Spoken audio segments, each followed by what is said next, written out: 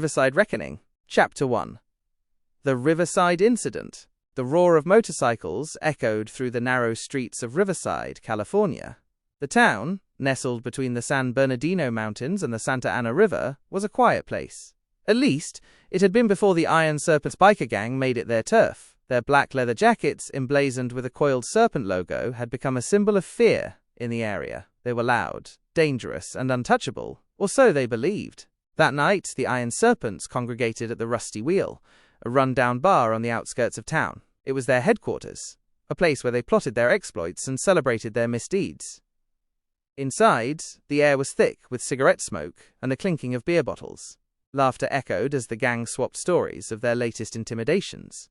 "Riverside's ours," growled Rocco, the gang's leader, a burly man with a scar running from his temple to his jaw. "No one dares step on our toes here. Not the cops. Not the feds. Nobody." As if on cue, the door creaked open, and a group of 5 men and 1 woman stepped inside. They were strangers dressed in plain clothes, their postures casual yet commanding. They didn't flinch at the sight of the Iron Serpents, or the hostile stares thrown their way. Rocco glanced at them, his eyes narrowing. "You lost?" he sneered. The tallest of the newcomers, a lean man with sharp features and a confident gait, stepped forward. His voice was calm, almost friendly. "Just looking for a quiet drink." The gang erupted into laughter. "You're in the wrong place, friend," Rocco said, leaning forward menacingly. "This is serpent territory." The man smiled, unfazed. "Good to know." Chapter 2. Unveiling the Past. The newcomers weren't drifters or random travelers. They were soldiers, former operatives from an elite military unit, officially disbanded but bound by a brotherhood forged in combat. After years of covert missions in hostile territories, they had returned to civilian life, seeking peace, but finding none. Their leader, Jack Reaper Callahan, had chosen Riverside as a meeting point for their unofficial reunion. Each member carried scars, both visible and invisible, from their service. Maya Torres, the sole woman in the group, was a demolitions expert with a razor-sharp wit. Beside her stood Marcus Tank Graves, a towering man whose strength was matched only by his loyalty. The others, Ethan Ghost Hayes, a stealth specialist, Darius Doc Carter, a medic, and Alex Specs Nolan, a tech wizard, completed the team. They had no intention of stirring trouble, but trouble seemed to find them. Chapter 3. Provocation. Rocco wasn't a man to let perceived disrespect slide. He nodded toward his men, and 2 of them approached the newcomers, puffing out their chests. "You deaf, pal," one of them snarled. "This is our bar."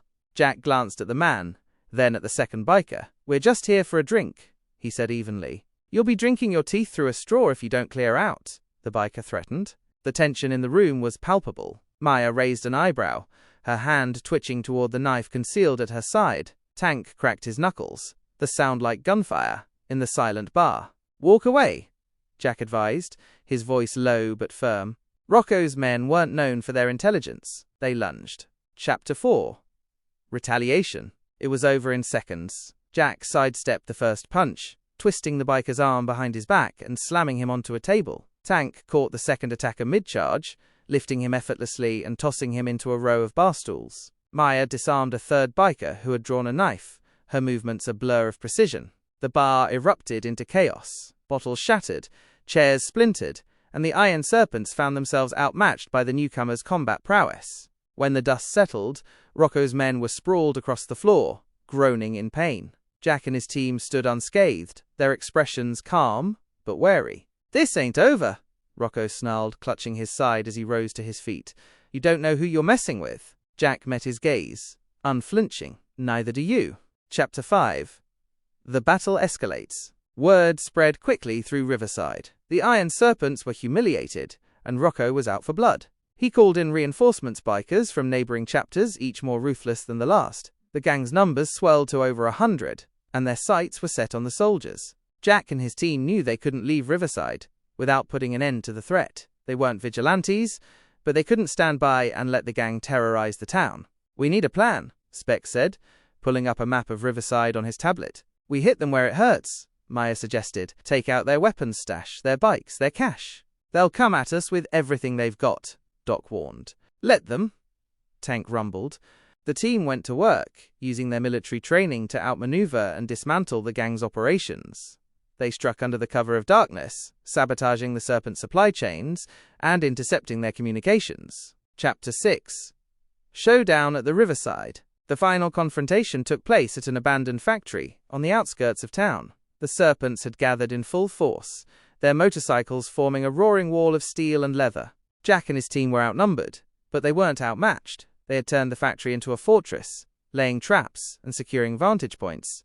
The battle was fierce and unrelenting. Explosions lit up the night as Maya's carefully placed charges detonated, scattering the bikers. Ghost moved like a phantom, taking out targets with surgical precision. Tank waded into the fray, his fists like sledgehammers. By dawn, the Iron Serpents were defeated, their numbers decimated and their spirit broken. Rocco was dragged before Jack, battered and seething. "This is over," Jack said, his voice cold. "You leave Riverside. You don't come back." Rocco glared at him but knew he was beaten. He spat on the ground and growled, "You've made some powerful enemies." Jack didn't flinch. "So have you."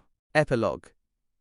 A town reclaimed. With the Iron Serpents gone, Riverside began to heal. The townspeople, inspired by the soldiers' courage, took a stand against the remnants of corruption and fear. Jack and his team didn't stay to bask in their victory. They slipped away, leaving behind only whispers of their deeds. As they rode out of town, Maya glanced back at the rising sun. "Think they'll be okay?" Jack nodded. "They've got a fighting chance now." And with that, they disappeared into the horizon. A band of warriors who had found their peace in fighting for others.